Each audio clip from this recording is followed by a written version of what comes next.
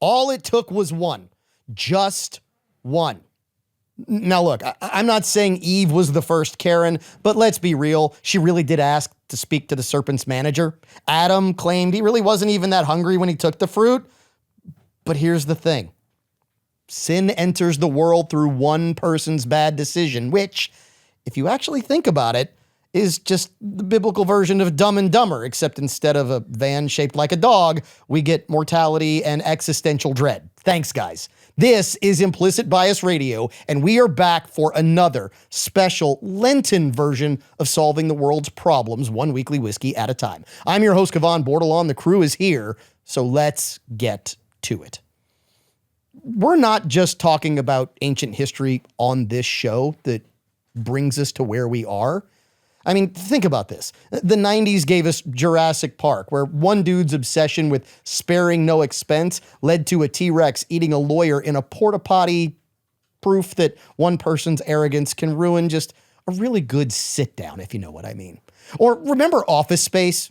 Milton didn't burn down the building because he was evil. He just wanted my stapler, my red stapler, my swing line. One person, one stapler, one act of arson. Boom.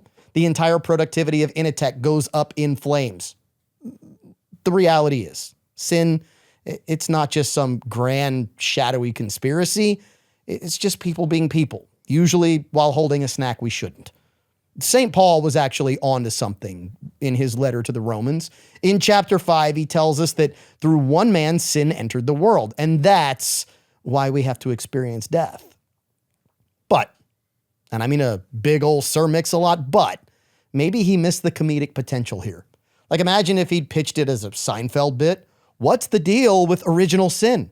One bite of fruit and suddenly we're all paying taxes and pretending to like kale?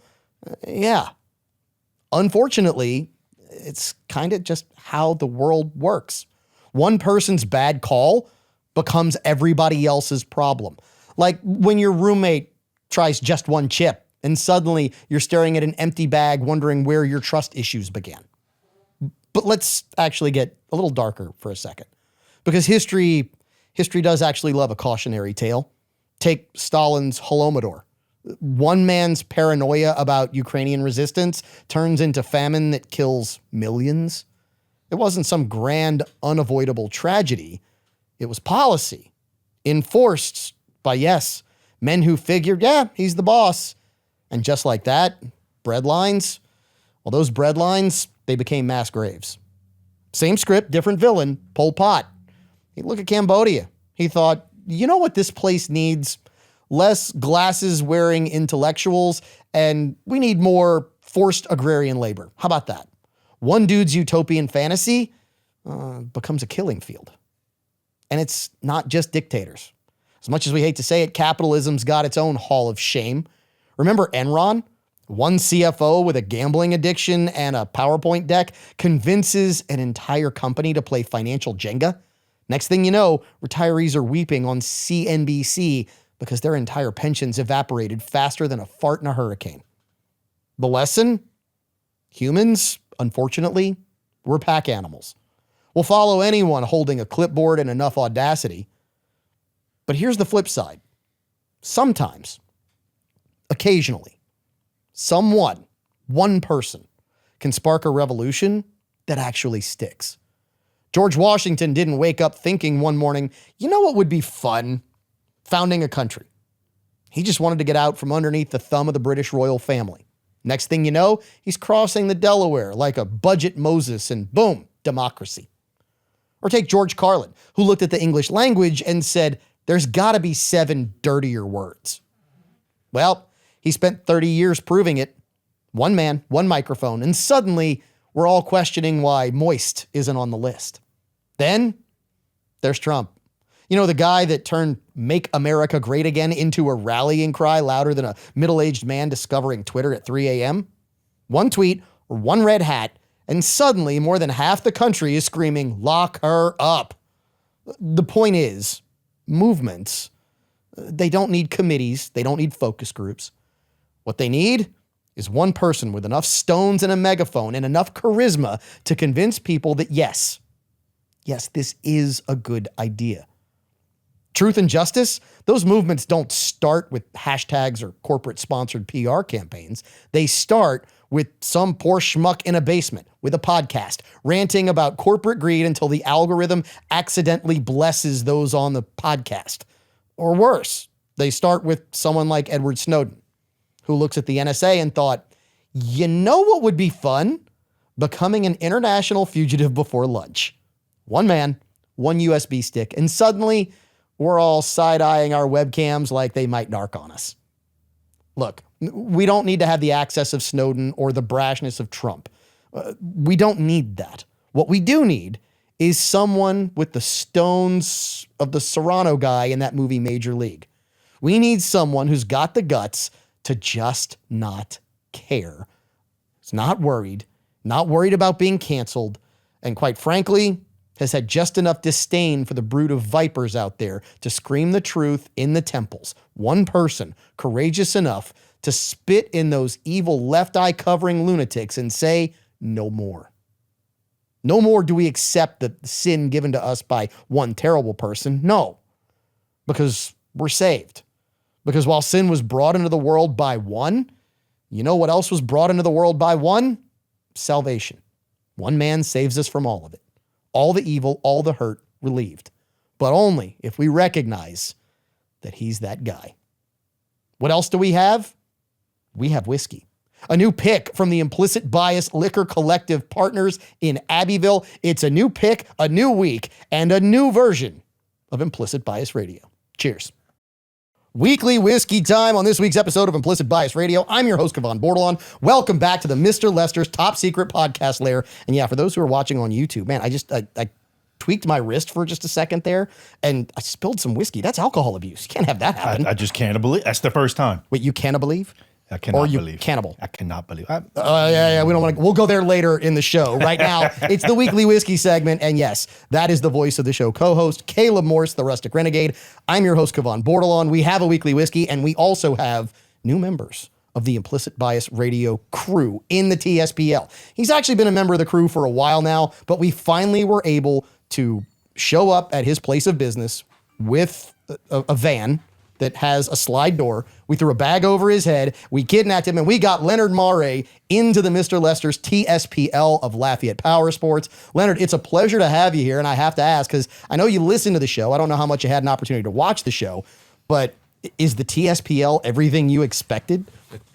It's obviously my first time here, but yeah, you can grab that microphone and move it to you. You'll need to eat that just a bit. It's okay. Yeah, it'll pick up. It'll move.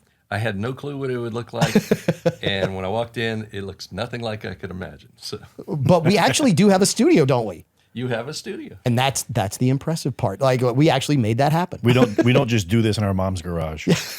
and I'm sitting behind the bar. So we do actually have a bar in the studio, which is maybe the other part of it. It's a pleasure to have you here. We'll get your take on our weekly whiskey in just a second, because we always like to introduce whoever is bringing the weekly whiskey to this show.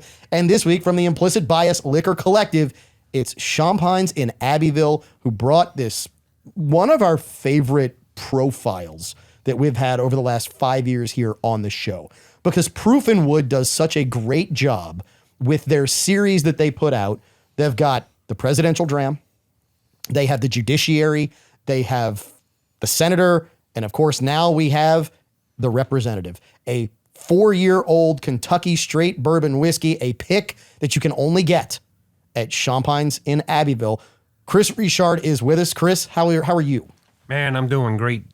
It is wonderful to have you back in the TSPL. So here's what I'm going to ask. Tell us about how you came to pick this particular 4-year-old representative. Well, I guess the whiskey gods were smiling down on us, you know. It's really a great pick. Representative came in and asked us if we was interested, and we jumped on it. Sat there, we sampled out a few different barrels, and this is the winner of the combination there. So what is the profile on this that you liked so much to make this the winner? It's a representative. I mean, why wouldn't you not like it? Well, my point is they're all good. They're all good. But this one hooked you and Cody Champagne. Absolutely. It's just a great whiskey to sit down, maybe sipping by the fire with a nice little stogie in hand. It's really phenomenal. So one of the things that I love about the representative is that you get that split, right? The senator's usually a rye, and it's usually a 6-year because that goes with the term of someone who enters the U.S. Senate. This, a 4-year bourbon, it usually sits a little lighter. You don't necessarily have the spice, but you do get that sweet that you would expect in the corn mash bill. So we have to ask him because, yes, he is back with us. He's back this week. And of course, he's wearing shorts and slides again. Walker, who you cannot see on camera, but you can hear, has got his own glass of the representative from Champagne. So, Walker, what are your thoughts on this? This one's solid. I think I own this one. I own the senator and the rep. Wait, Okay. you mean you can buy a representative? Yeah, Yeah. in more ways than once. I was about to say, you can probably buy a Absolutely. senator. You can probably buy a representative. You might even be able to buy a president in this country. You never know. But back to the whiskey. So did you go to Abbeville to get this one, or do you just have a representative? I think I just have a representative. I don't exactly have this one. Okay, so have you tasted your representative at home versus this one? I don't know if I've opened that one. Shame on I you. might have. I think I had it here. Have we had it here before? Oh, we have Oh, absolutely yes. had. So I had it here. This one, I like this one better. Now that I think of it. Well, and like that's the beauty because when y'all sat down, y'all tasted what, 3 different samples, 3 different samples. and I'm willing to bet you that every last one of them was a banger. Absolutely. You know, and this is just superb because you get that brown sugar, you get a heavy caramel, almost like a vanilla pipe tobacco on it. Man, well chosen. Thank you. One of the things that I like about this particular representative, and I love that you said sit down by a fire. To me, this one is a great utility player because you can sit down by a fire and this plays. You can also go, man, it's almost 80 degrees and I don't want something over heavy. And this drink's just light enough that you're like, man, I get those light tones. I get maybe more vanilla than caramel. I get some of that light toffee flavor, and it just really goes down so smoothly, especially for something that sits at this proof. Caleb, what is the proof on this? This is 111? 111. This is Yeah, 111. this is 111. I would never have guessed if you'd have just put this in a glass. I'd have never said 111 neat. Yeah, I would have guessed about the 100 mark, but it comes at you just very, very approachable. The front palate, you get more of your a little bit of the sweetness, the hints. Then the middle, you get like a roasted pecan. Yeah. Then you kind of cleans up, and it doesn't linger, but it slowly drifts away. And that for 111 proof, man, this one just is very gentle. And that might be the flavor profile that I was kind of looking for with that light vanilla, that not quite deep caramel. It's maybe that pecan pie filling profile. I absolutely get that on this. Okay, so I want to go to Leonard. Leonard, I'm curious. So first of all, it's always fun for us when we have somebody in the TSPL who, and this is going to sound bad if you're people listening at home like our parents or our wives, who don't maybe drink as much as we do, right? Because we go through a bottle of whiskey on a weekly basis, at least one bottle of whiskey on a weekly basis. So our palates, we admit we're proof hounds. We admit that 110, 115, 120, that's right in our wheelhouse. My question for you is, first of all, what's your experience level with whiskey? I mean, how often do you drink whiskey? How much whiskey do you drink? Are you a collector, or is this just something that you're drinking to be polite here in the TSPL? All of the above, except for the collector part. I love drinking over ice. I love drinking it dry. Neat, excellent in this drink.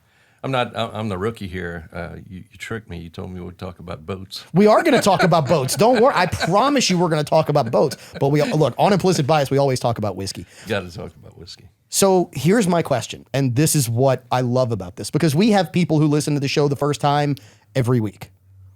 So my question is, for someone who doesn't drink 110, 120, 130, like we liken to do, tell me what you think about this particular whiskey. What do you like about it? It doesn't have to be all technical, because at the end of the day, you like what you like.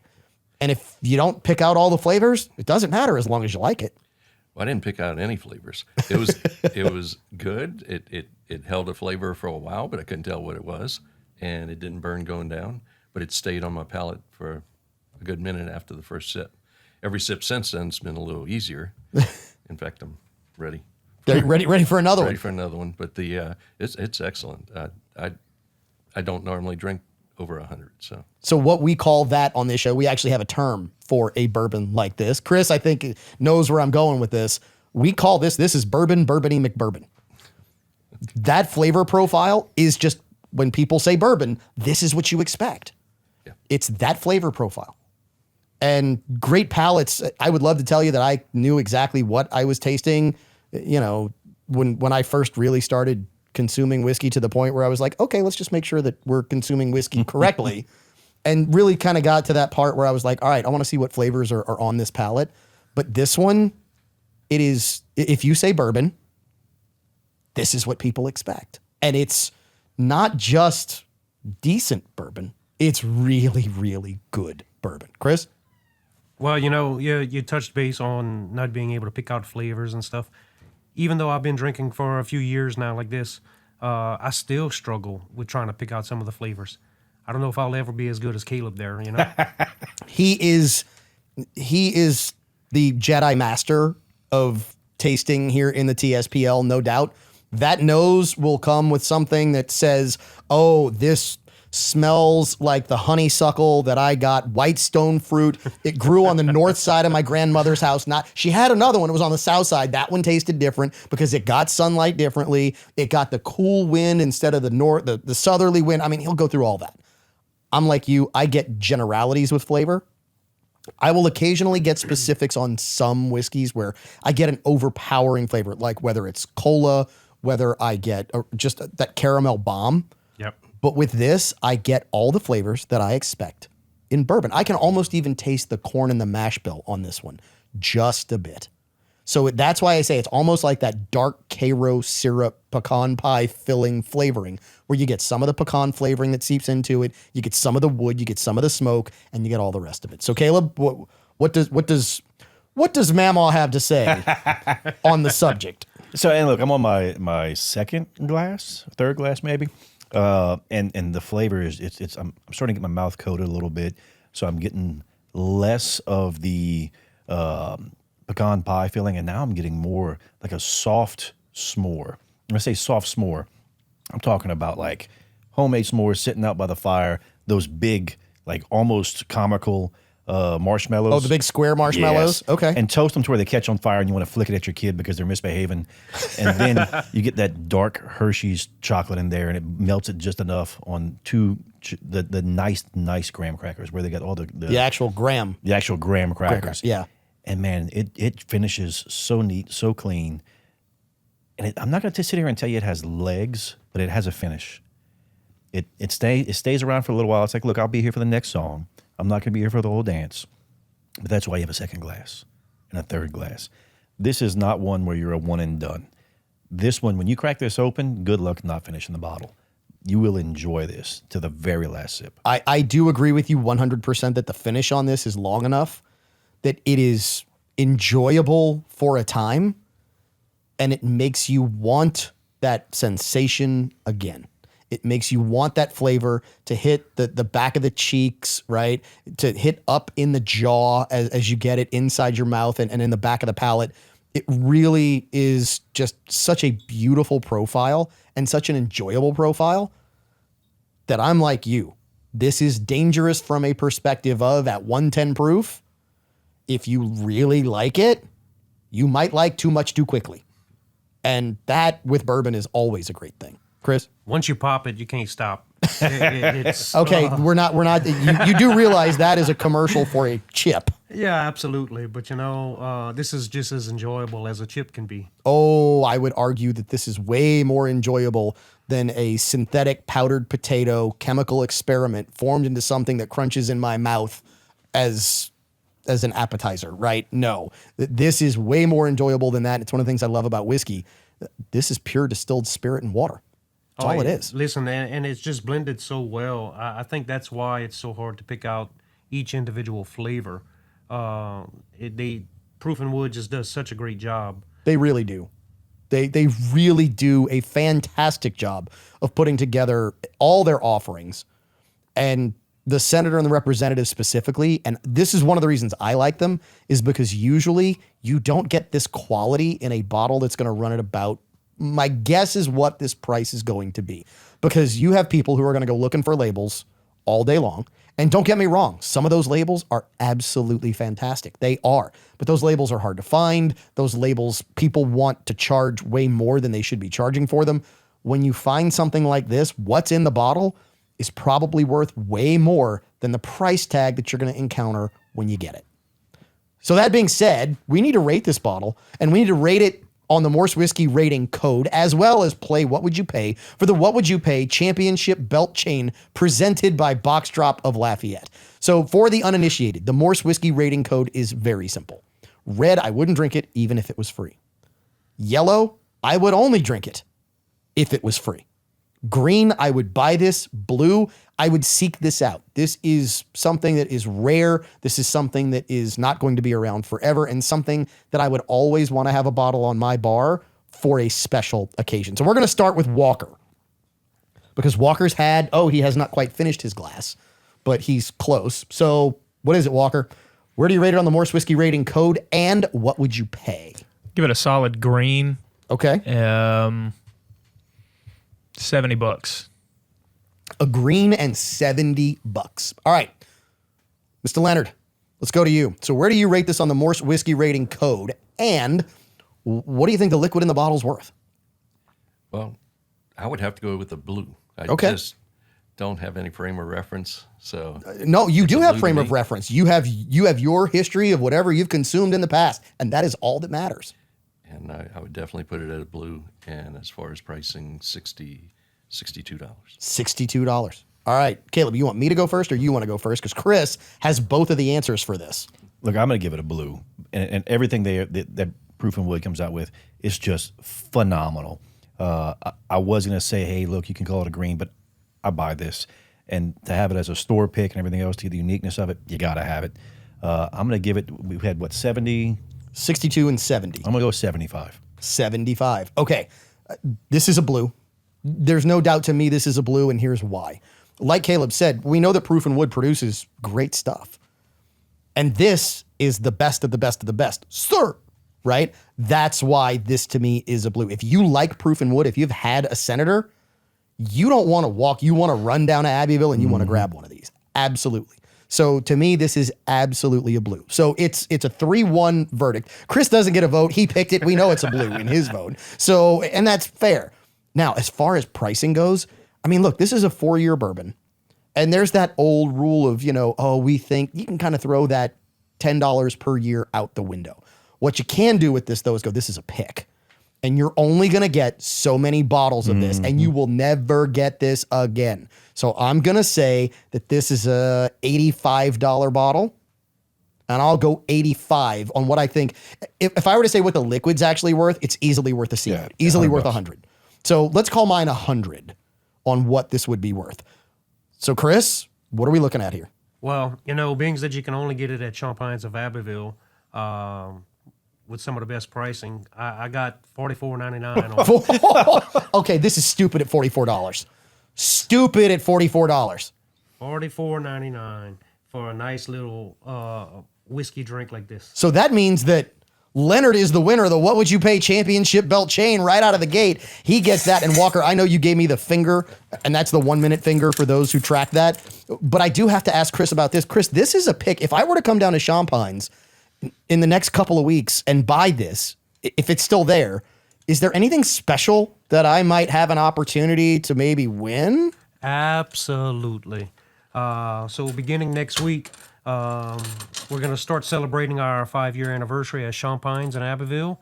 For every store pick that you come in and purchase, you can enter into a raffle to pick up some of the nice allocated bottles. Oh, when you say allocated, for those who don't know, are there any initials that we should think of with one of those bottles? Or do we know all the bottles yet? No, we're still working out the details on which bottles, but I'm pretty sure that we'll have a little PVW in there. Oh, if you don't know what it is, ask somebody who knows whiskey what whiskey has the initials PVW. Trust me, it'll be worth going down there, picking up this bottle, and getting an entry for that in the next couple of weeks. 5th anniversary, Champagnes in Abbeville. Chris, cheers. Thanks for joining us. We appreciate you being here on Implicit Bias Radio. It's time for us to solve the problems of the world, but we'll have to do it right after this.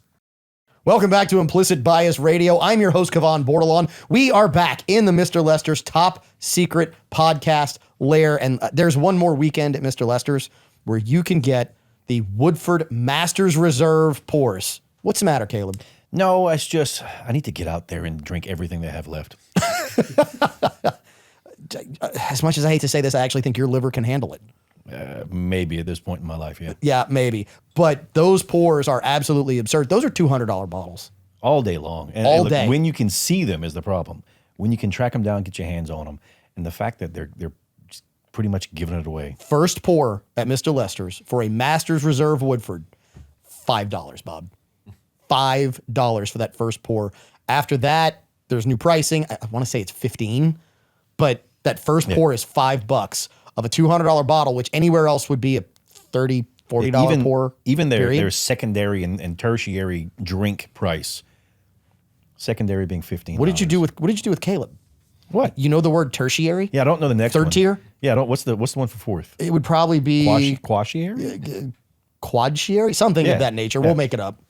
But like at $15 a glass after that, like it's still well below market standard for something like that. It absolutely is. Go see Chef Willie because look, during Lent, their specials are fantastic when it comes to fish and crab meat and seafood, just as well as what they do with steak if you're out there on a Saturday night if you're Catholic, or just if you're not Catholic and you don't worry about eating seafood on Fridays, go on a Friday. Trust me, you'll have plenty. I'm to sure they'll feast be on. excited to cook you a steak. That's They absolutely will. Let's go to the bar where we have the crew, and that's Crew with a K, brought to you by the Bead King, Craig Spadoni. He's at the bar, but only in spirit. And that is a bit of a pun. He's actually standing there, our little bobblehead of Craig Spadoni, behind one of the OG crew.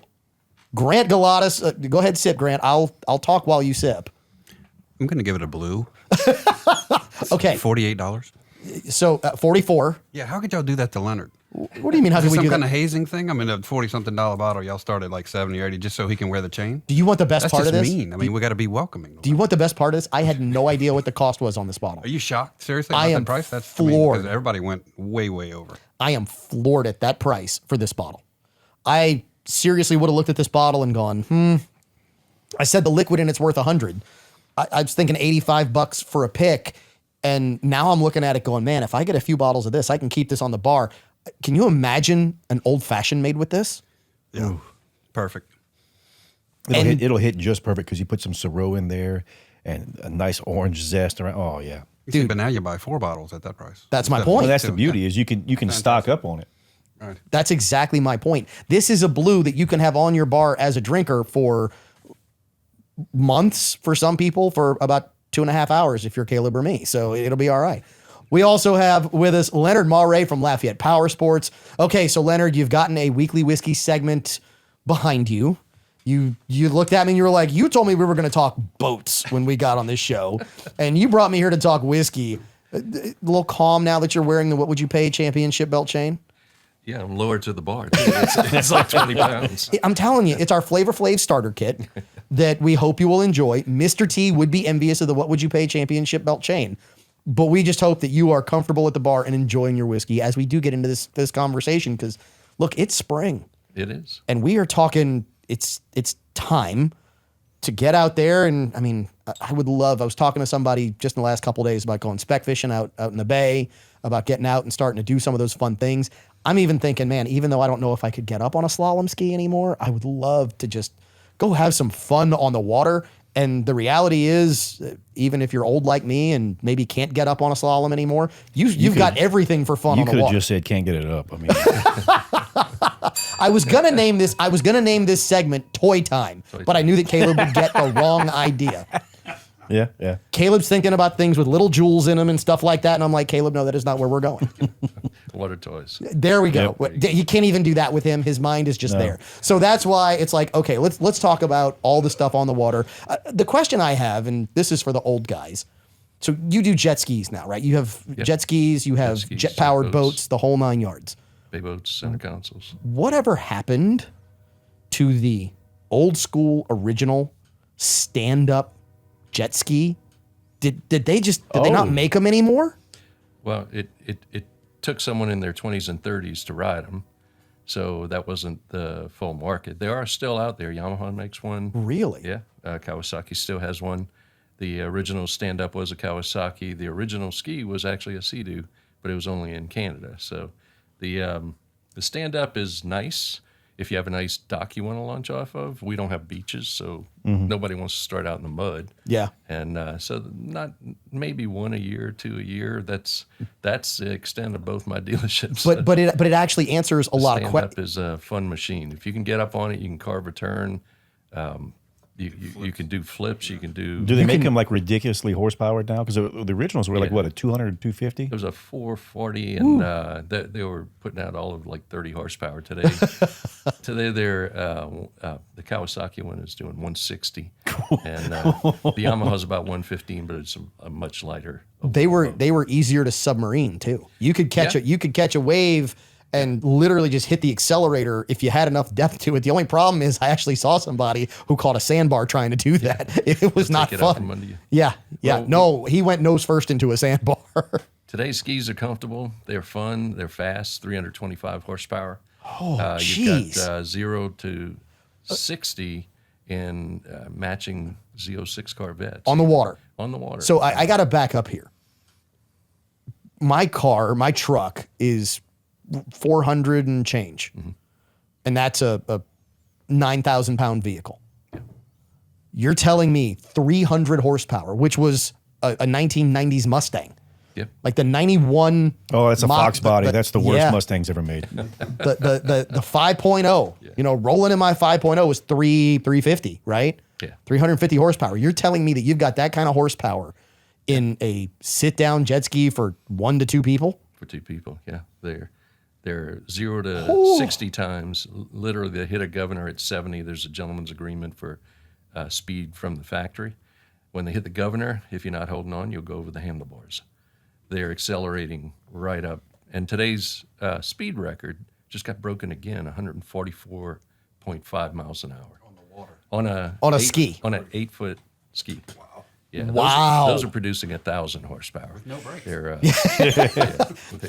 there's one brake when you let go. Yeah. It's like they say about falling from a tall building. It's not the fall that kills you. It's the abrupt, sudden stop at the end that's a problem, right? Well, do you sell more skis, or would it be like some of the people who do the some of y'all's more personal watercraft type, the medium-sized boats, that kind of stuff too? Yeah, so we take skis for recreation, for fun.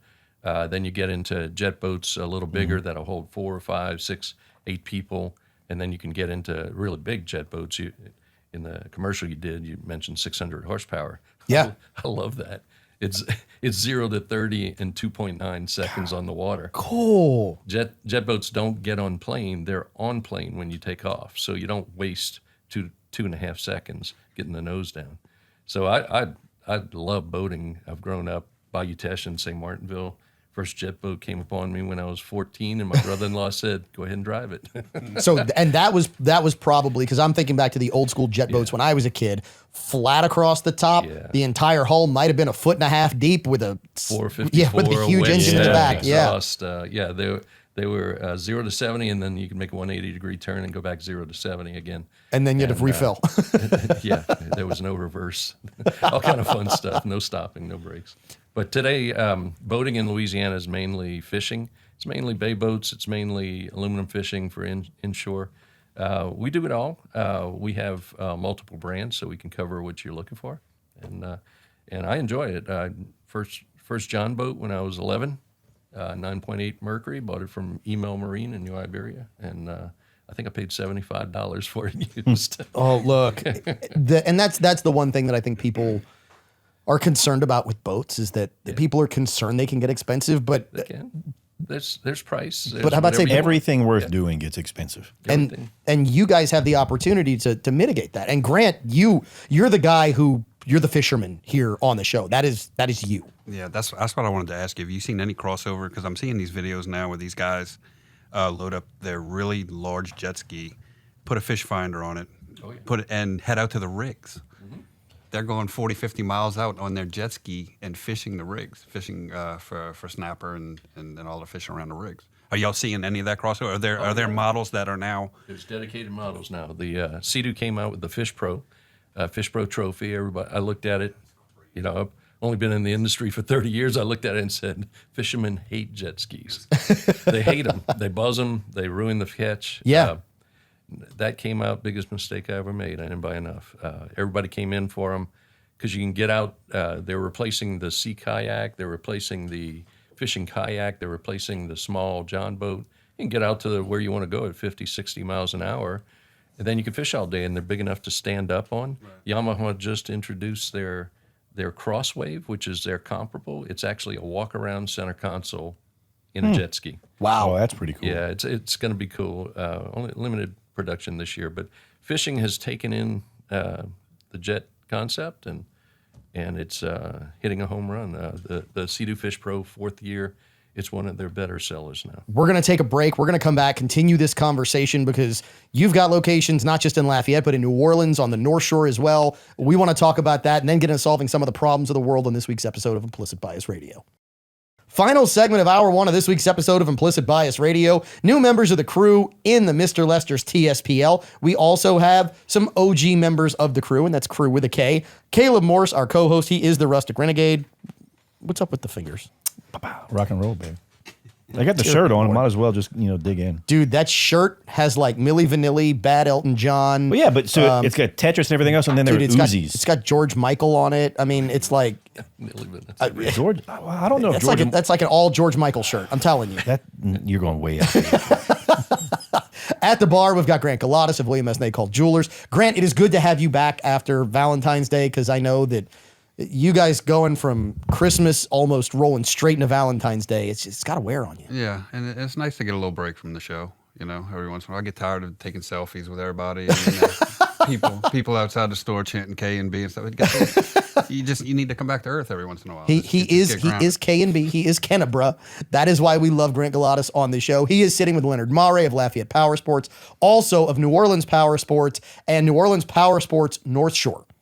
So you've got it all. You've got boats, you've got bikes, you've got side-by-sides, you've got ATVs, you've got off-road, you've got the whole 9 yards. And man, as we get ready for this, we were talking fishing in the last segment and what that looks like. I mean, it is time for sport right now. It is time to start getting geared up for the sportsman's paradise that is Louisiana. And I'm intrigued by this idea of a center console walk-around fishing ski. I can't put this together in my head. Can you give me an idea of what this is going to look like? So we're talking about the Sea-Doo Fish Pro. It came out much more stability under the boat, wider upper deck. You can turn around, stand up behind the cooler on the back, the live well in the cooler, and fish. Some guy took it into an offshore tournament in Miami and won sailfish. Really? When he did that, it made national headlines. Kind of spiked it. Today, people are coming in for the fishing PWC, which is the Sea-Doo. Now, Yamaha has come back as a walk-around center console jet ski. It's a wave runner, not a jet ski. That's Kawasaki. But just introduced at Miami Boat Show, a few shows recently, limited production. But literally it's about 5 foot wide instead of 4 foot, which is your typical ski. It has a walk-around sea deck all the way around the outside, so you can stand on the bow, you can stand on the port, starboard side, go into the back. You got coolers, rod storage underneath, lockable rod storage. Wow. It's just a hair over 30,000 with the trailer, and it'll get you to the fish at 60 miles an hour. So here's what I'm thinking of. I'm thinking of southern Louisiana. We got all these marsh spots where you can draft about 6.5 inches of water and you're trying to get there because you can actually be in the marsh and say, oh, look, I see all the redfish over there, but I can't get there. Yep. This is one that maybe won't get you in 6 inches of water, but you can draft, almost nothing with this, correct? So up on plane, you're in less than 6 inches of water. You can go right over the top of that sandbar or that mud flat, and you got to get through the skinny to get to the deep where the fish are. So they do work. I was wrong. Don't mind saying that. I bought a few the first year. I could have sold 100 and regretted it. And, and nationally, there wasn't enough out there. This year, there's limited production, so each dealership's going to get 2, and we've already pre-sold ours for that new Yamaha. So what you're saying is go put your name in if you think you might want one, because if somebody falls off, there's a list we can get you on and get. It's unique. It's called the Crosswave. It's going to be a limited production, so it's not a big deal on volume, but it's something new and something you don't see and don't expect. That's going to be really cool. You know, we have 600 horsepower center console jet boats that wake surf and floating 10 inches. So Wow. I can sink them down to make them squat in the back, Yeah. so we can get Yeah. a nice Feel those surf wave up, ballasts. and then I can drain it all out and put a couple of power poles down and stop me on top of a couple of schooling reds. So you can do a little bit of everything. Traditional bay boats are what Louisiana sells, and we have those in Sea Pro and Stingray is coming out with some new ones. So we're going to see them around. Those almost feel like I'd have to be Canadian to have one of those. Like I'd have to be on the Canadian curling team so I could cheat. Because that's I see my what you did favorite there. sport. I went to the Miami Boat Show, and every night we went to the bars after, and they had curling on. Really? So I got into Was it the more Canadian this year. guy still in there cheating, like poking that finger? Look, I loved how he was like, they had all the cameras on me just to catch me cheating. They're all rock stars, in my opinion. Throwing the stones. So it to me was so funny that the guy's like, oh, they did this on purpose. I'm the victim. You're cheating. Of course you're the victim. They set this camera up to catch me because they knew you were cheating, right? And you know, the best part of that is then they want to talk about they don't want to talk about women's hockey. They don't want to talk about men's hockey, right? It's like, oh, come on. You know, isn't your national anthem hockey, hockey, hockey, hockey, hockey, hockey, hockey, Look, hockey? we smoked them in everything. Like, we smoked them in all their sports. We should just annex them. That way we can say, look, we adopt losers. It would show that we are kind. Yes. Yeah. Yes, it would. They could have the best college hockey team. They could. And look, to be fair, some people are like, well, you know, Sidney Crosby wasn't playing. We had injuries too. We had a dude who lost teeth in the middle of the game. Dude literally lost teeth due to a high stick in the middle of the game, traded the teeth for gold medals. And look, this is something that's unique about hockey players. They are just tough like that. I have a buddy of mine who played like semi-pro hockey, and we discussed injuries one day because I'm a little banged up, and then he showed me X-rays of his face, and I was like, "How many IEDs were you in?" It is ridiculous. Look, I have seen hockey players take pucks to the face, high sticks to the face. I mean, these guys, and they just keep going. Yeah. Yeah, there was a good picture of the guy that lost his teeth taking a bite out of his gold medal. With So the it was just teeth it was pieces, just gold medal and then just a big gap on his broken teeth. chiclets on top of the gold. Yeah. No, look, I mean, these guys, they take a beating. They have not tried to sue their sport for CTE. They have not said, oh, we get concussions. You heard nothing about that from hockey players, right? Nothing about that from hockey players. Literally, they look at the game and say, they go all Hyman Roth from The Godfather. This is the business we have chosen. I didn't ask who gave the order, right? I mean, that's where they go. We know what we got ourselves into. We're not going to blame somebody else for it. So the fish do not get to blame anyone if I show up in the marsh in the crosswave, I think is what you called it, correct? Yeah. In the crosswave, and literally I just get a net in the boat. That's fishing. Not quite. But Not quite. Hey, no, you're right. It's not fishing. That's catching. Fishing is hoping that they take the bite, right, Grant? That's correct. So, Grant, my question is, when do you get to transition from the kayak?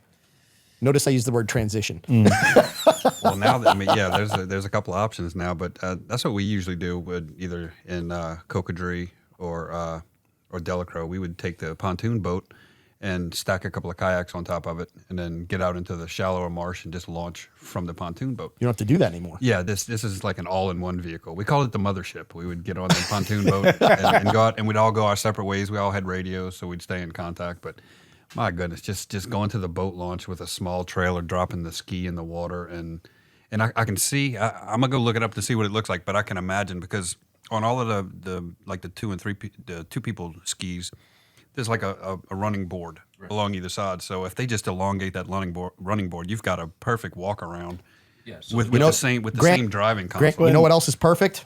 What's that? The 1 minute finger. You got it already. Yeah, it's end of the hour. We got a hard out. We got to take the break. We're going to come back, continue the conversation, solve the problems of the world, have more weekly whiskey, which means we're going to have a lot more fun on this week's episode of Implicit Bias Radio. Welcome to the Toy Box. Hour 2 is always more fun on Implicit Bias Radio. Why? Because there's more weekly whiskey. The crew has been sampling. We'll use that word liberally, even though we don't like liberals. I'm kidding. Maybe not really. I'm your host, Kevon Bordelon. This is Implicit Bias Radio. I know. I need to calm the hands down, Caleb. No. Look, I was doing my don't. my liberal impression. This is them going 6, 7. Oh, God. Please don't do Yeah, that. Walker got excited. I saw him. He was like, finally, we connect on something. We are in the Mr. Lester's TSPL. That shirt looks like it's been 6-7'd all over. That's a whole other thing.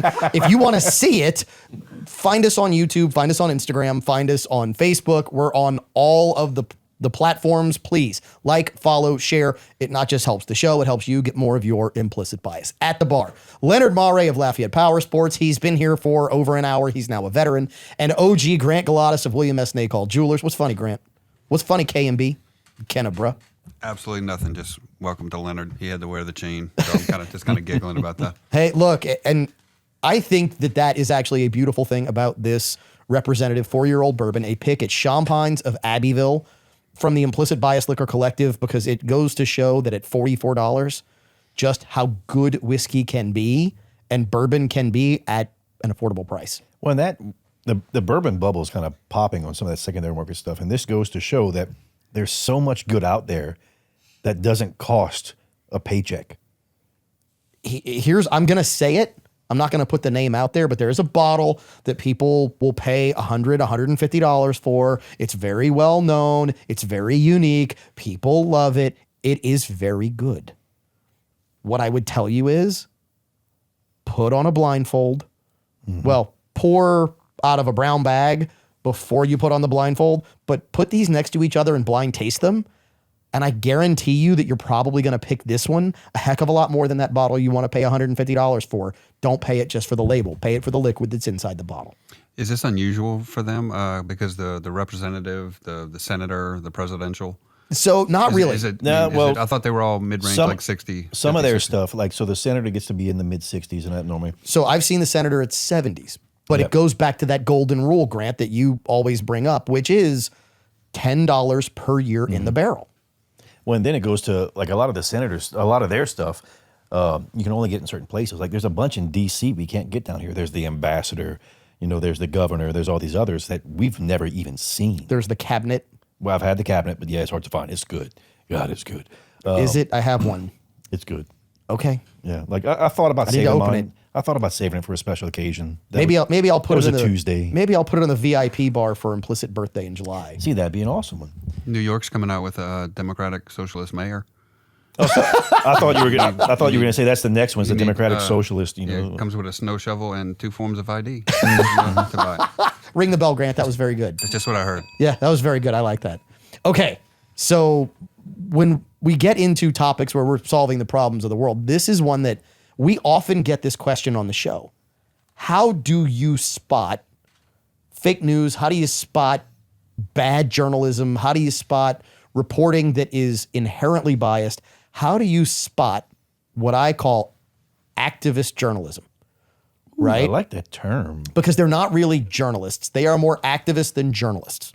And the question is, how do you spot that? How do you spot that advocacy journalism?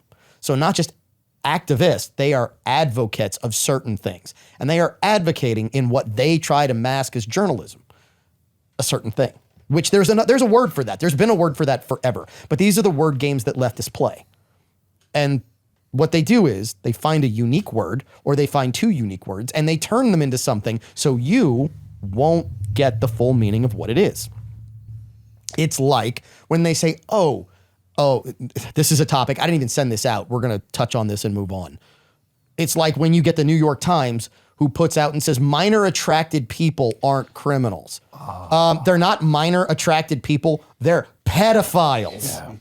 Right? I remember that big push. Like, they're a map. Shut your mouth, Dora the Explorer. Yeah, they are pedophiles. And they did the same thing with advocacy journalism or activist journalism. You know what the word for it actually is? It's one word. It's very simple.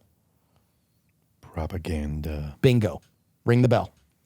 That is the name change. They tried to basically rebrand propaganda as, oh, it's advocacy journalism. No, it's propaganda. You are a propagandist. And one of the funny things that we found this week is a very old video. I mean, 1950s, 60s, that actually outlined how you spot propaganda, right? And there are some questions that we can ask ourselves that help us figure it out. But the problem is, and this is a real problem, it takes time. It takes time to sort through it instead of seeing it and going, oh, that is exactly what they say it is. No, that's not exactly what they say it is. Propaganda is what we talked about at the end of hour one. Propaganda is the Canadian curler who says, I wasn't cheating, and you've got video on him cheating. And he says, no, I'm the victim. You're not the victim. You're not the victim. You cheated. You got caught, and you can't even admit it. Yeah, you got the gold medal, but it will forever be tarnished because you will always be known as the Canadian cheater, period. Well, that's what advocacy journalism is. That's what propaganda is. And it's actually really simple as to how to figure out what is propaganda versus what isn't. And the first step is very straightforward. What's the purpose of the story? I think if we actually ask this question, 90% of what is considered journalism today would just be disregarded because it's obvious that there's a purpose to the story. The purpose is not to inform you and me and everybody else. The purpose is to tarnish someone. The purpose is to make somebody look bad. The purpose is to get someone convicted. The purpose is to create a narrative. It's all out there. When there's so much of it now that the purpose of it is just division. It's not to spread any real information or to educate anyone. It's just to cause division amongst the populace. Because if we ever did unite on anything, well, there'd be another revolution. Let's actually use something that Grant brought up here. Because Grant brought up the whole, if you want to go to New York, they'll pay you $30 an hour, but you need 2 forms of ID. So the SAVE Act has been a thing for the last year. Do you remember what the SAVE Act would do, Caleb? Grant? I should, because it actually benefited us, if I remember correctly. Grant, do you remember? I know, Grant, you know the SAVE Act. What would it do? Yeah, that's just providing ID for voting. You have to have very simple you have to concept. have an ID to vote in the United States of America that demonstrates that you're an American citizen. Okay. Sounds simple, doesn't it? So now it sounds very simple. So what's the purpose of that? The purpose of that is straightforward. You are a citizen, you have ID, you get to vote. Straightforward. But what's the propaganda that has come out of it? What's the headline that you have seen on MSDNC, the Communist News Network, right? MSNBC, ABC, CBS. What is the narrative and the propaganda that has come out? What is their story for having an ID to vote? Well, you hear things about it's racism and that we're trying to push to where, the lower incomes that can't afford an ID can't get one and all this other crap. They tell you it's voter suppression. Mm-hmm. It is voter suppression to keep people who can't get an ID, who can't do all this to vote. So what's the purpose of that story? The purpose of that story is to convince people that there's a large section of the U.S. population that doesn't have an ID, that doesn't have something with a birth certificate, a real ID, a driver's license, a passport, something of this nature. So there's your purpose, right? The second step of this is get the facts. So what are the facts? The facts are, if you want to go shovel snow in New York City because they had a real big, double Oreo ice cream blizzard roll through, you have to have an ID. If you want to buy alcohol, what do you have to have in this country? And if you want to buy a gun, you got to have one too. If you want to buy a gun, you have to have an ID, right? If you want to get on an airplane and travel, what do you have to have? Well, a specific ID now. You have to have a real ID. If you want to drive a car, what do you have to have? An ID. It's that simple. So those are the facts. So what's the technique now that's being used? The technique that's being used is they give you a headline. This is the second thing. So you've got what's the purpose, gather the facts, recognize the technique. Here's the technique. The technique is, number one, you seem to get a lot of the people screaming the exact same thing. You've got talking heads who go on every moronic news network out there. And it's, oh, this is voter suppression. This is to stop these people. This is racist. That's what this is for. It was Jim Crow 2.0. Oh, is what they were saying. that- So look, they went Yep. they went way deep. They went way With deep. that horse crap. It's Jim Crow 2.0, right? They find something catchy. That's the technique, right? And in New York, it was Jim Snow 2.0. Now, That's what I heard. I almost shot whiskey out of my nose, Grant. It was that good. That was quick. It was intelligent. I love it. Okay, now here's the question, and this is the big one. Do the facts support the technique and the purpose? Do the actual facts of everything people need IDs for actually support the purpose of, oh, it's to divide the country. It's to keep people from voting? No. Because if people are going to buy, Leonard, if you have someone who comes in there, doesn't matter who they are, and they want to buy a motorcycle from you, what do they have to have? A driver's license. They got to have a driver's license. How often does it happen that someone walks in either Lafayette, New Orleans, or the North Shore, and they want to buy one? They want to buy something, and they actually don't have a driver's license? It's rare. In Kennebra, it's Every common. but- every now and then, right? But it's not the vast majority by any stretch of the imagination, correct? Yeah. It's probably once in a blue moon. And normally those This is is what like, I look, think. it's suspended right now. Yeah, suspended license. Okay, so and that, look, that's a great catch, Caleb, because it's not that they don't have a license. Yep. Sometimes it's that, well, my license right now isn't valid because I might have been caught doing 170 at the David Drive exit on Vets, and the Popo might not have been happy with that. And the judge might not have been appreciative either. But they weren't at wide open throttle, so it should have been okay. That's crazy. 170 on a bike, and it's not wide open throttle. They're governed at 186. I'm not kidding. That is, jeez.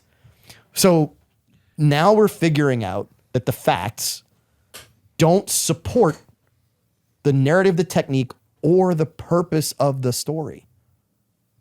That's how you spot propaganda. And this has been known for decades. I don't mean a couple of years. I don't mean, we used to teach this in American schools, which is the crazy part. For more than half a century, this has been out there. So why did we stop, Caleb? Why would we stop if we taught it for so long and it was so effective? You know, ignorance is bliss, or I guess the better way is ignorance is easy to control. So I was talking to somebody this week, and he used a word that really applies here. Ignorance is malleable. Ooh. You can shape ignorance, right? You can mold ignorance. You can confuse ignorance.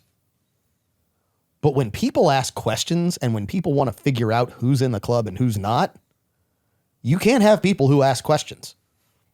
That is not what Washington, as much as I hate to say it, it's not what the elites in Washington want.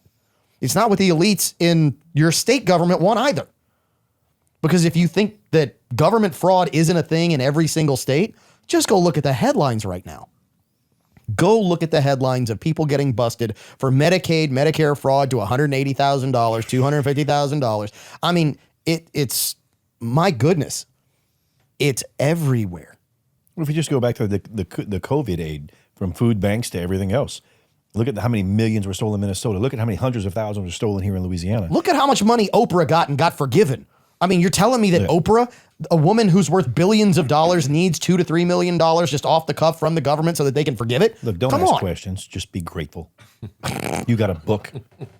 I got a car, right? No, because I wasn't in the audience yeah. that day.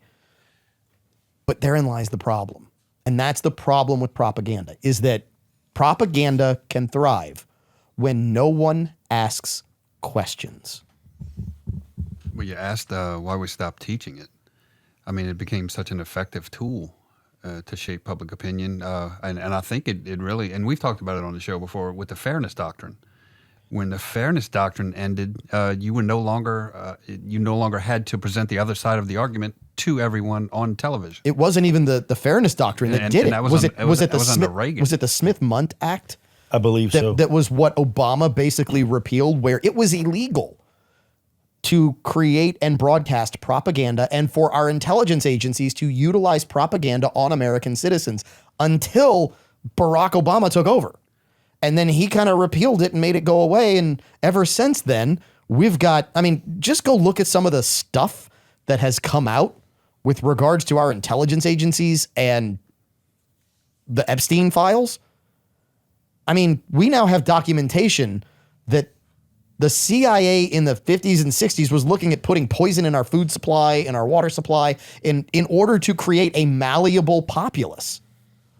How crazy is this? Please don't believe me on this. Go look this up. Well, yeah, These documents are out there. We know they did it with LSD as well for MK Ultra. They did it. Yeah. They did it with LSD. I mean, Project Lincoln Park in Canada. I mean, you start going into all this stuff and it gets really, really, really ugly. Well, look, if we think they stopped there, now they've even come out and said, look, what about the tomatoes you purchase? Well, there's vaccinations in there. So they're putting anything and everything they can to try to make us more malleable. We are hoping that you will be malleable enough to come back as we dive into segment 2, hour 2, as we have more fun, more whiskey, and more of what you're looking for on Implicit Bias Radio. All it takes is one, and the View has way too many. That's just people who start bad things and look ugly and make me want to go take a blade and commit seppuku in the corner. I'm your host, Kavan Bordelon. This is Implicit Bias Radio. What, Caleb? I had thoughts about you and Joy Behar just now. Ring the bell. That was funny. I like that. I like that. Yeah. Did all you see was like a big red wig on top and like 2 hands and 2 feet sticking out from underneath? You weren't complicit. I'll be honest with you. You were not complicit. Oh no, that would absolutely have to be by force. This is Implicit Bias Radio. Grant Galatas is at the bar. Grant, how are you? All good. Everything's good to be back. It is a pleasure to have you back. And sitting next to you is Leonard Mare. Okay, so Leonard, have we maybe loosened up a little bit? Absolutely. I'm enjoying myself. Good. I'm glad that you are. We are going down the road of, look, all it takes is one. And what we're going to argue is we should be that one. If you're listening to Implicit Bias Radio, be that person in your family. Don't be afraid to be at what's coming up. So we're in Lent. Don't be afraid to be at the Easter dinner table and have them go, that's my crazy uncle who has been right on pretty much everything for the last 5 years. I used to love my uncle. I had a crazy uncle. He passed away. And like, he was never afraid to have conversations that other people were afraid to have. And now that's not just me. Nope. And here's the thing. They really want you afraid to be that guy. How do we know? Because, well, the Epstein files are out, number one. And the 3+ million documents that have been unsealed are, to be quite honest, I'd love to say I've gone through them all. I mean, it's 3+ million documents. It ain't happening. What I've gone through has made me not want to look at much more because I kind of had a feeling this was happening. It's made me want to go like Old Testament on people. As Ving Rhames would say, we about to get medieval, right? And that's, as much as I hate to say it, where I feel like we need to go. And look, they really don't want you talking about this. How do we know? All you got to do is turn on The View. Because The View really falls directly into what we've been talking about on Implicit Bias Radio this week, which is how do you spot propaganda? Well, the first thing is, what's the purpose? Remember, just a few months ago, all around their cauldron, The View was screaming, release the Epstein files, release the Epstein files, release the Epstein files. Then all of a sudden, now they're around the cauldron going, oh, there are victims. Maybe we should redact some of this. And then we got the real tell. The real tell was the first thing. Donald Trump is in this so many thousand times. And then all of a sudden, well, just because you're in it doesn't mean you're guilty. As my good friend, the church lady, would say, how convenient. Well, and they went from saying, oh, he's mentioned in there, he's this, he's that. And they were smearing anyone and everyone that was mentioned. And look, you'll never find my name in there. And I'm sure there are people who were mentioned that. Hold on. You could be a quadtertiary, to go back to hour one. That's probably the right word. You could be a quadtertiary reference of somebody who knows you. I mean, look, there's 7 degrees of separation, right? Yeah. We're going to play 7 degrees of Kevin Bacon. You might be, your name could be there. Doesn't mean necessarily that you did something. Right. And just because you're mentioned in it doesn't mean you're guilty. However, it is pretty damning either way. Yep. But they were out here and just spewing all this stuff about all these people, and all of a sudden, when their own gets mentioned, So why, if we're talking about propaganda here in the TSPL, why would the names of Shamu, Orca, otherwise known as Whoopi and Joy, get mentioned in the Epstein files? Why? There's a couple of reasons potentially why. They could be quaternary references. We're making up a word today. I don't know if that's the word. It might be, it might not be. Grant's like, I'm going to look that up. Because I know Grant. It could be that they just got named. It could be their, you know what else it could be? It could be that they were a main instrument of the propaganda arm. I'm not necessarily going to accuse them of eating babies, as some people apparently have been accused of in the Epstein files. But if we know that they're managing propaganda, how do you want to do that? You want to manage it through media names, media contacts, and people who are deceptive enough maybe to change their name to make themselves more successful in show business. Whoopee! Sorry, I sneezed. That might be the way that you would want to go about it, which is to get viewership to listen to. And Leonard, you said this during the break, to just keep saying it. Yeah. Correct? If you say it often enough, everybody starts believing it. And who said it more than, bubble, toil, and trouble all standing around the cauldron that are the hags on The View? Exactly. That is all they've said for 10 years. Yeah, they've been trying to get anything to stick to the wall of the rat's nest of that kitchen. And now all of a sudden when they're like, whoa, hey, we were closer to that than we wanted to admit.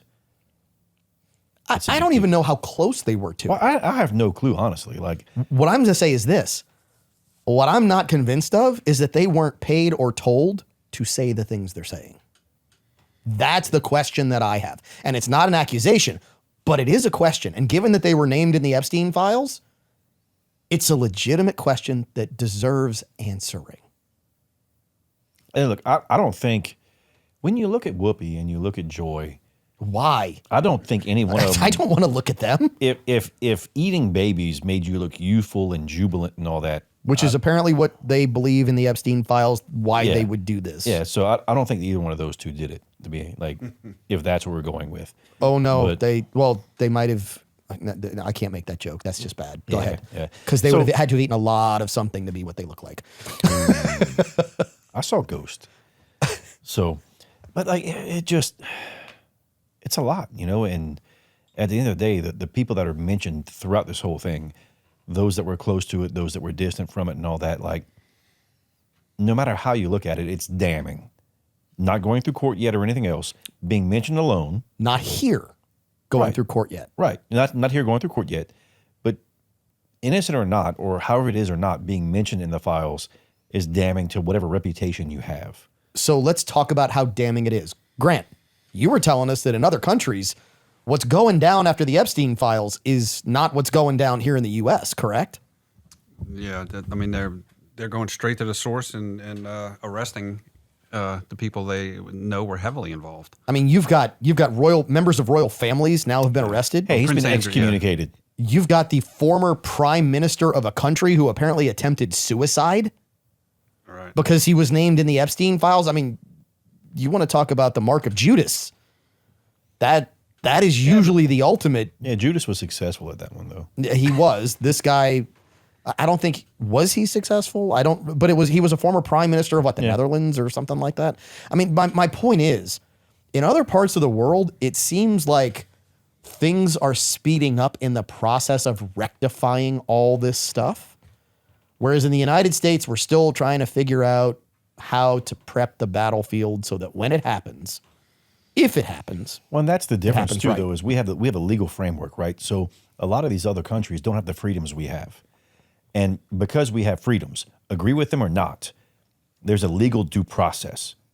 Fair. Yeah. So we can't go around just grabbing people and forming a posse and finding a tree. Can't do it. Nope. We have to give them due diligence, and no matter how much we disagree with it, they're innocent until proven guilty. Although on the social media side and news side, they're guilty until proven innocent. So We have to give them the benefit of the doubt.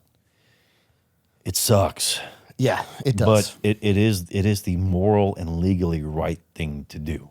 But it's also why we have to do everything by the letter of the law. Because our system, for those who don't know, our judicial system in the United States was designed, and this is a quote, that rather 100 guilty men go free than one innocent man be convicted of something he didn't do. That's the way it was designed, which means we have accepted the burden of knowing that our system is going to let guilty people go because we err on the side of freedom. Now that is man's law. And look, there are people that God's law manipulate is that. different. No, God's law is much more vengeful. And look, the God of the New Testament he's a God of love, a God of forgiveness, and that's right. But he's also a God of war. He is the God who spent time, braided a whip on his own, Ooh, yeah. and beat people out of the temple. And I hate to say it, but it's time that some people get beaten out of the temple again. We'll be back. Penultimate segment after this, Walker. Yep. Second to last segment of this week's episode of Implicit Bias Radio right after this. All it took was one name, I think, to convince everyone that, yes, the conspiracy theorists were right about almost everything. Grant, if you would ring the bell here in the Mr. Lester's TSBL. I'm Kevon Bordelon. This is Implicit Bias Radio. I'm joined here in the Mr. Lester's top secret podcast layer by our co-host, Caleb Morse. You can say hello because it's also an audio medium. Hola, ¿cómo estás? There we go. Yes. Grant Galatas, who is at the bar. Good evening. And Leonard Mauray from Lafayette Power Sports joining us for the first time. And Leonard, this is the penultimate segment, the second to last segment. I've got to ask, what do you think so far? I think it seems like a Saturday night at the bar. Well done, guys. When we designed the show, literally the thought process was we wanted to be the conversation that you would hear your dad, your uncle, all the people who had wisdom that maybe you didn't realize had some wisdom. Mm-hmm. And that's not to say that we have wisdom. I certainly don't, but that's a whole nother story. But have that conversation, we have it on the radio with whiskey about the things you're not supposed to talk about in polite conversation. And so I'm glad that hopefully we are hitting the mark on that. Thank you. Okay. And for those of you who are listening out there, don't pray for wisdom. Just like don't pray for patience, don't pray for courage. God gives you opportunities. Learn. Definitely don't pray for smart either, because smart's never mentioned in the Bible. Wisdom is mentioned a lot. Mm-hmm. All right, so this is where I have to go with this, because the Epstein files, when I say all it takes is one, the Epstein files, Jeffrey Epstein has turned a lot of eyes in the world today. And yeah, he did a lot of bad. I might argue that he also may single-handedly be responsible for a mass awakening of everyone, certainly in the United States, as to the depths of depravity of the elitists on this planet. I mean, we have connections to the Rothschilds. I mean, in an email, he says, I hope you are aware, I represent the Rothschilds. Go back to the famous Mike Myers in So I Married an Axe Murderer, because they're talking about his dad and he's playing the Irish. Remember, head, pants, right? Light a match, right? Those lines. But he also said, everyone knows that there are 5 secret families that rule the world. The Rothschilds, the British royal family. He goes through a couple others and he's like, and the Colonel with his wee beady eyes puts a chemical in his chicken that makes you crave it fortnight every 2 weeks. I mean, were they telling us back then? That's kind of where I am. And now, when you look at who was Jeffrey Epstein's biggest client, you go, does evil eat itself? And has it opened us up to that? So y'all probably know the story that I'm going to right now, which is Les Wexner, who was in deposition, and that deposition has been released. That video, too, is just... So do you want to explain what happened in the video, Caleb, or you want me to do it? I love the part whenever... What's his lawyer's name? The lawyer's name does not matter at this point. I think more what he said was like, if you answer a question in more than 5 words again, I will kill you. I believe there was an F before kill you. Yeah. Right? There I was not raising my hand. Walker, you want to try that again? I'll say it again. Yeah, no, he doesn't have to do that again. Please, no. We have tempted fate way too many times on that on this show. But literally, he leans in and gets caught on the hot mic that says, if you answer in 5 words or more, once again, I'm going to effing kill you. And then they laugh about it. He's like, ha, ha, ha, no one saw that. How insane is that? His own. So Les Wexner. First of all, who is Leslie Wexner? For those who don't know, if you're new to the show, if you didn't listen last week, because we touched on this last week, but this thread needs to be pulled. Les Wexner owns a company that basically defined, I hate to say this, he almost defined sexuality in the late 80s, 90s, and 2000s. Les Wexner owned Victoria's Secret. That's what he owned. His primary portfolio manager for all of his businesses, which is, by the way, Victoria's Secret was owned by, or he owned it and had other clothing businesses in there, but Victoria's Secret was the big one.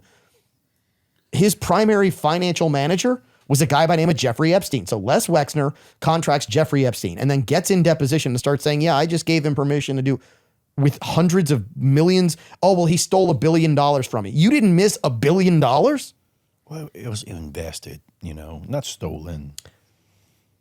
And yet, here's what we now know. What we now know, because I'm one of those people that if you tell me who you are, I'm going to believe you.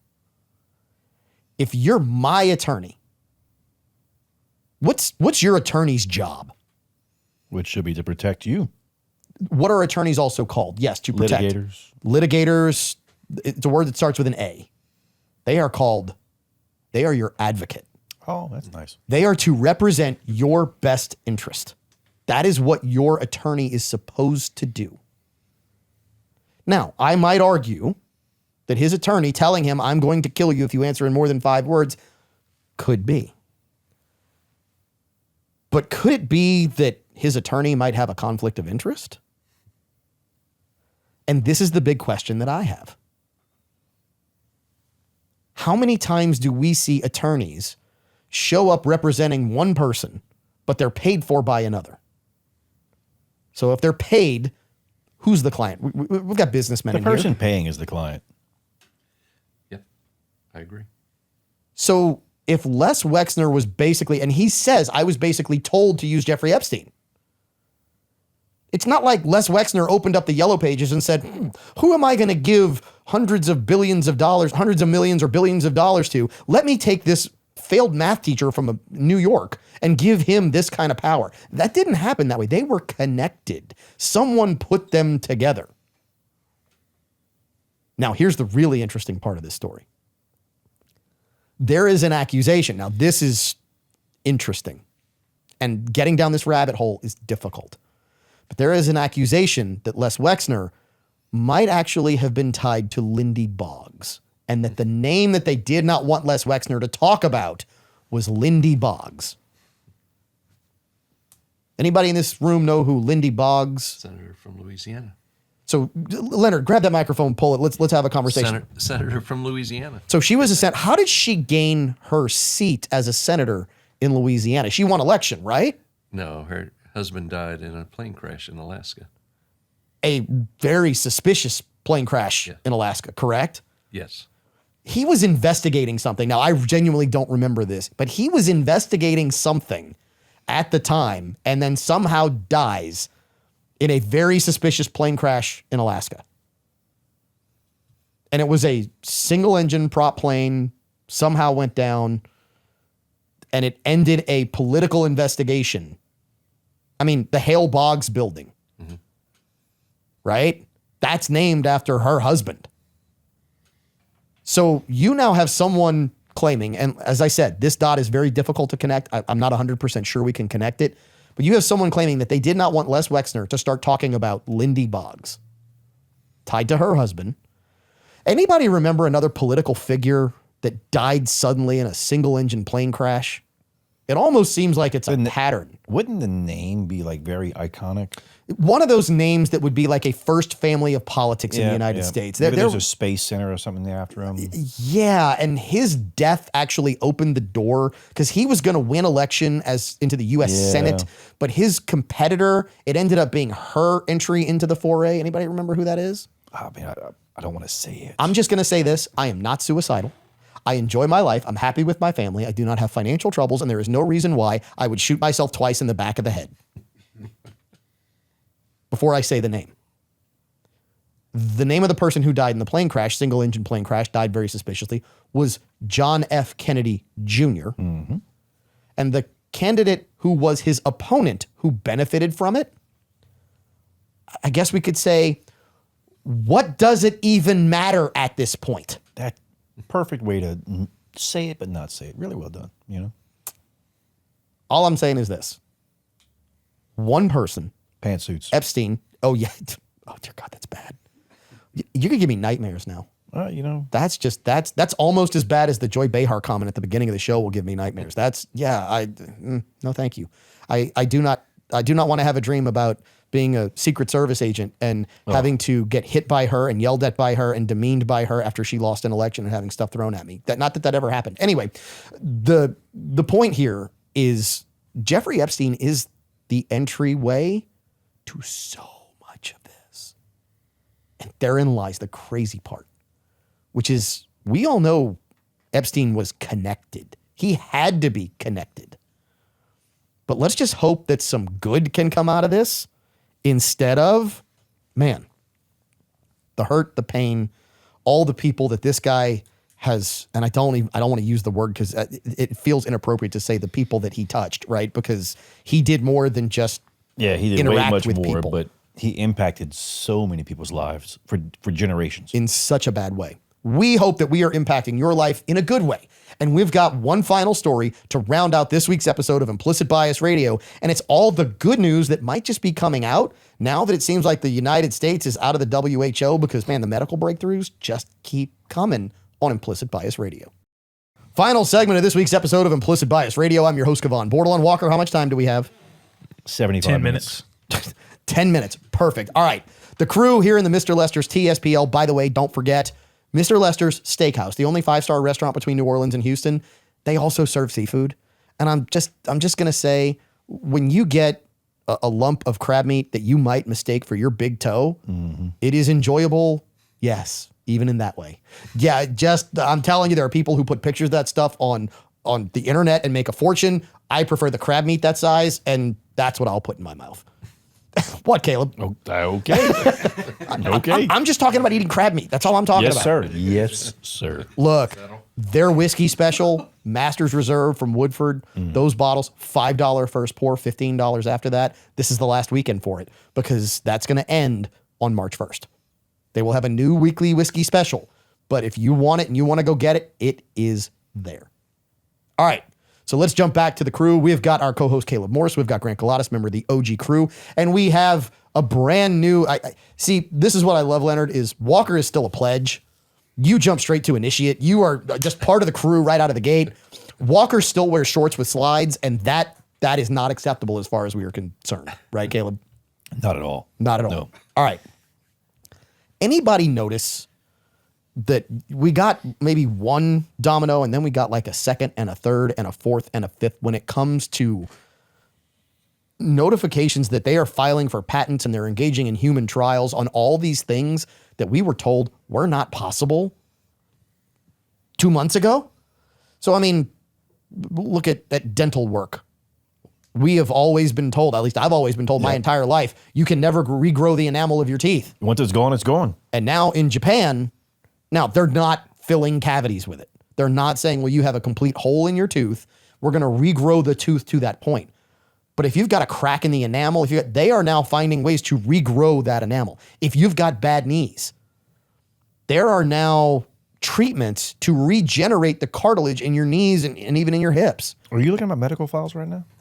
I know. Trust me, I'm not looking at anything of yours. Anyway, if you look at cancer treatments, you now have doctors who are coming out and saying we're going through clinical trials because we have found multiple ways to cure certain types of cancers. It's not like we've cured all cancer. It's not the major breakthrough that people are waiting for. But it's like, well, we have figured out how to eradicate this type of cancer. We have now treated people at this level that are sending people into remission. And this almost even dates back to some people claiming that ivermectin was doing it for them. But is it not suspicious that we seem to be getting all of this almost at once?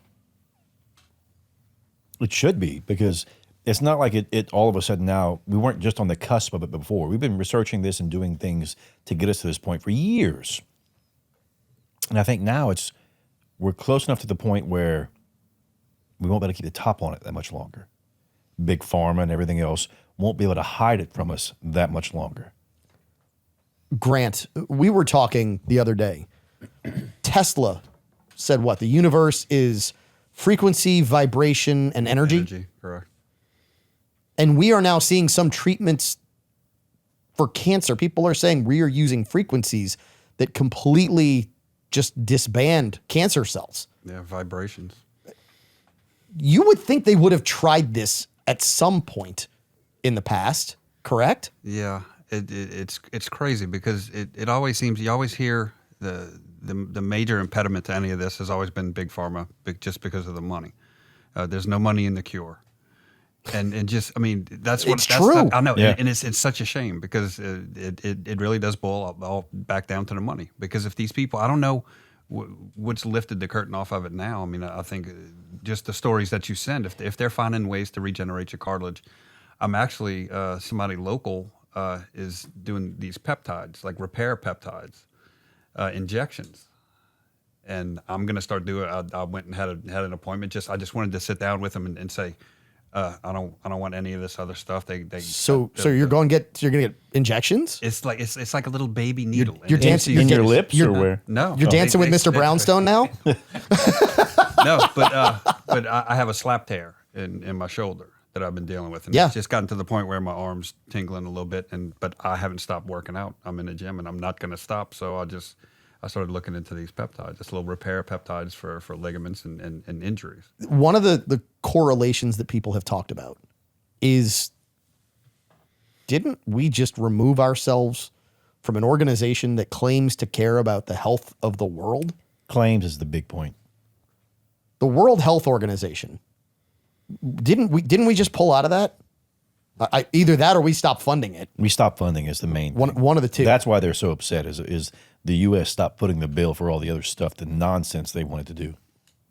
So let's talk about that nonsense, because I seem to remember a couple years ago, we were about to sign over sovereignty to the United States should there be some sort of pandemic, should there be something where they would get to control and dictate behavior to the people of the United States from the World Health Organization. That does not sound like a health organization. That sounds like a new world order. I mean, that sounds like, remember George Bush the first?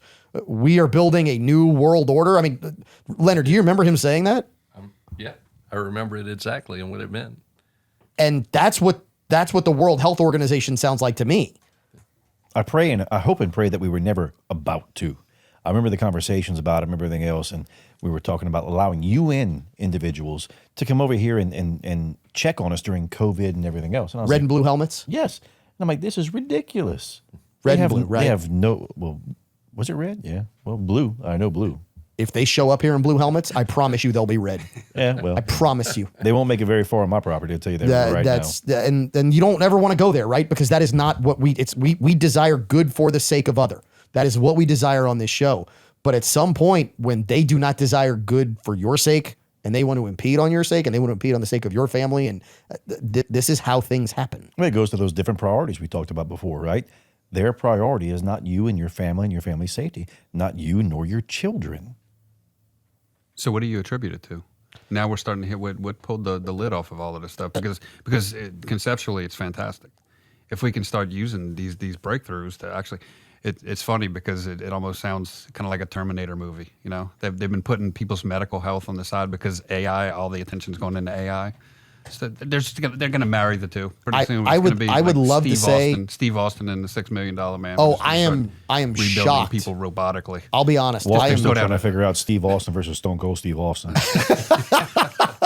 he's The waiting to hear original Steve he's Austin. waiting to hear the glass break and go, because Stone Cold said so, right? No, the whole point here, and I think this is the conundrum, and it's this. It's that, number one, we are already there.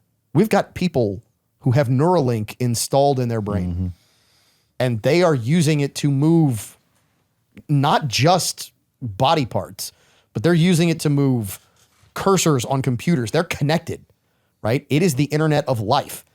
And that's the challenge for us, to figure out why they pulled the strings, to figure out why all of a sudden we're seeing these things. Please don't believe us. Go look all this up. That's how we found it. We just looked it up. And to ask why exposing these people and asking the questions about the propaganda, and you being the one who starts asking this question among everybody you know, why that's not part of your implicit bias. We are done for time. Walker gave me the finger. I gave him a finger back, but his matters because it's the 1 minute finger. So that means we're up for time for this week. If you didn't catch the show, find us wherever you get podcasts. Find us on Facebook, YouTube, Instagram, X. Like, subscribe, follow, so we can bring you more of your implicit bias. Cheers, and we will see you in 7.